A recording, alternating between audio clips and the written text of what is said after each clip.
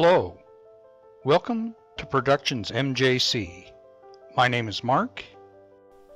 You know, maybe you have run across some flat earth quitters in your time. That's what we're going to be discussing here. I know I haven't sent anything out in a while, but you know, I got into a discussion with Taboo Conspiracy and his best bud, BMLSB69. Taboo has basically stopped talking to me. I demonstrated in my last video how he was lying to the people that he was showing videos to. He made an alleged debunk of my video. I debunked the debunk, and then I turned around and showed his viewers how they were being lied to, and so he stopped talking to me. His best bud, somebody who taught him the flat earth lie, they're real good friends according to Taboo, started to reply back to me and saying, "Oh, don't get angry. Are you angry? You must be angry," trying to get an emotional response.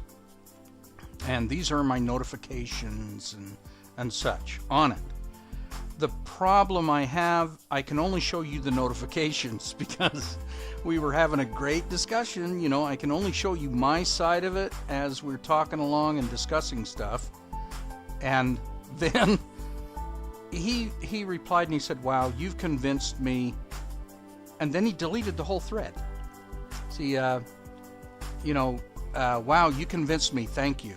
You know, was it sarcastic?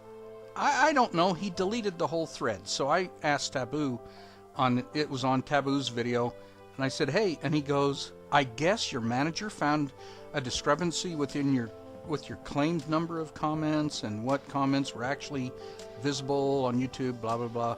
You know, I talk about how their brain just doesn't work correctly. But what I wanted to talk about is, why are they quitters?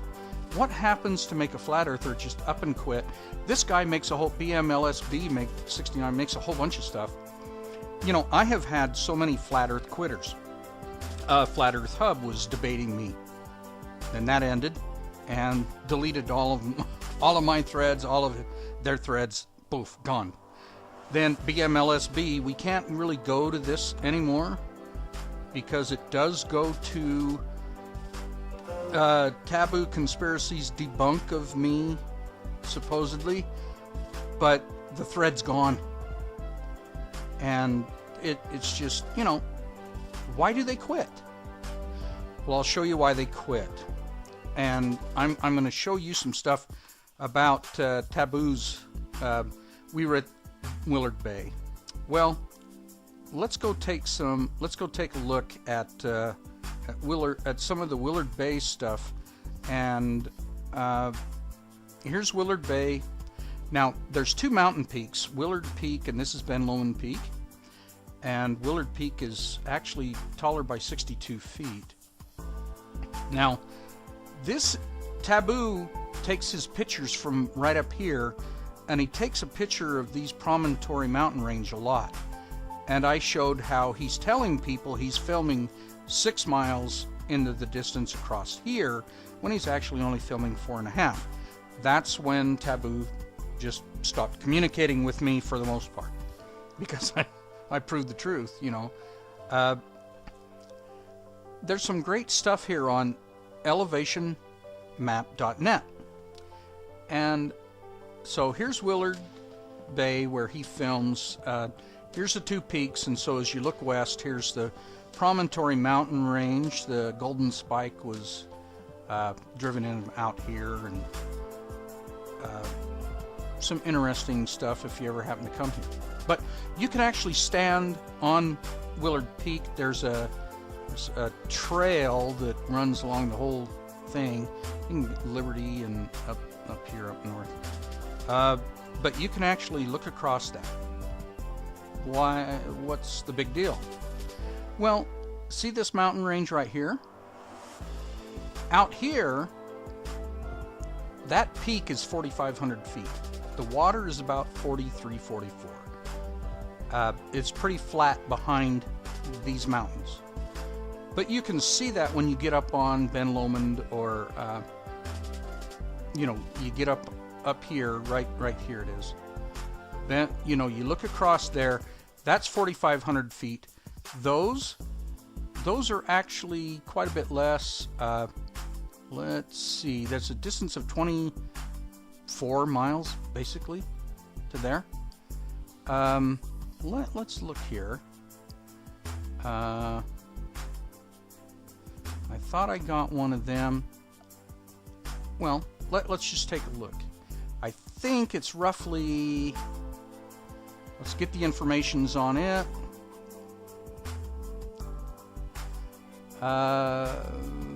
57. Okay, 57. So we go over to Ben Lomond, which the water here is 4244, and so the highest point over there was about 57, and the elevation of Ben Lomond, you know, close to 97. And this is about 60 feet higher, so it's 97. So this mountain is 4,000 feet, or you could do the math with your metrics if you need to. Now, I live in the area, and so I live in the United States, and I deal in feet. And feet for me is easier because the number is a lot larger, and so dealing with scale and stuff, it's a lot easier to see the difference. But you stand here, you look over here, that mountain is 4,000 feet shorter. Then you can go and notice that it's 4,000 feet shorter than where you're standing. It's 24 miles away.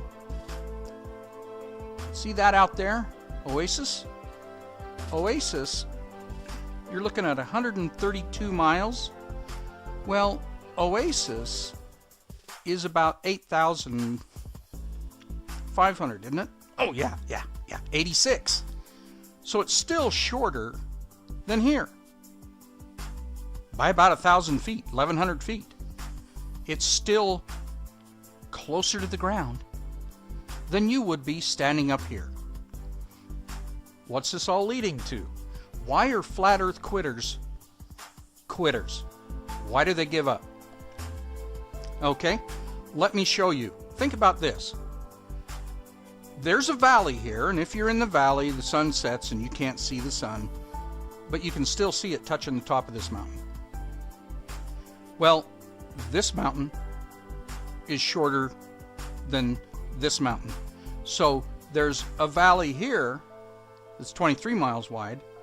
There's a valley here that's 100 miles wide. Okay, so we're talking about this valley here.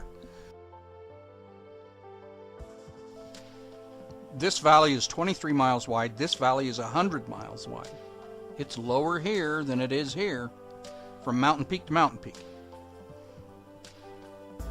But do you know that as you stand on this mountain peak, either one, Willard or Ben Lomond, when the sun goes down, it isn't this mountain over here that's hiding the sun. It's these. This promontory mountain range, 4,000 feet shorter, is hiding the sun? How does that happen on a flat earth? And that's where most flat earthers run screaming from the room. You're standing there nearly 2 miles high, and how does a mountain 1 mile high block your view of the sun that's 6,000 miles away, 3,000 miles high in the air? How does a mountain 1 mile high block your view of the sun when you're standing 2 miles high? Or, you know, we're approximating here. And you have a mountain out here that's not quite 2 miles high. It's 1,100 feet shorter. It's, you know, so how on a flat earth does this 1 mile high mountain block your view of the sun when you're standing on top of this mountain 2 miles high? Now, Phuket Word, that's it. Now Phuket Word has a camera 1 inch high, and he puts a 6-inch board out there, and he says consider it a small wave. And he says it's blocking. Okay? How does that happen on this situation? Because yeah, the board is what? 5 times as tall as the camera is? But it's the reverse. This mountain you're standing on with your feet here, that is over twice as high. So let's look at something else I did. What else did I have prepared for you? Well, I made this little scale. Okay, let's say that 0 to 600 is 3,000. That's 5 to 1. So if 0 to 600 equals 3,000 miles, okay, that's a 5 to 1 ratio. So 0 to 1,200, 5 to 1 ratio gives you 6,000 miles. Well, when it's noon in London, the sun is starting to rise for me. And that's about 5,000 miles. And some people will say, well, the mountain range is blocking your view. So let's say the sun is 6,000 miles away from me. That's why we're using this scale. Now watch what happens, because I've done some interesting things here in the bottom corner. Okay? Let's look at this. Look at this right here. Let's zoom in again, just for kicks and scale. Okay? Here we are, right there. If I'm standing 2 miles high, now this is all to scale. At 24 miles out, a mountain range that is half as tall as I would be blocks my view of the sun, even though a mountain range, this is roughly to scale, 130 miles, 24 miles, and me at 2 miles high. But the sun, how is the sun blocked by this little teeny blob close to me? Let's try zooming in one more time. This is why flat earthers run screaming from the room. Look! How does this 1 mile high object, here's 2 miles high, this is the scale. So I'm half a square high. And that little thing is 1/4 of a square high. That mountain out there in Oasis, roughly the same size, so I just left it. Okay? How is the sun being blocked by something half as tall as me on a flat earth? The answer is, we don't live on a flat earth. The only way a shorter object than me can block my view is if we're on a ball.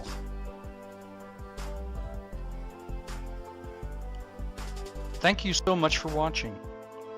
I really do appreciate it. This has been Mark with Productions MJC.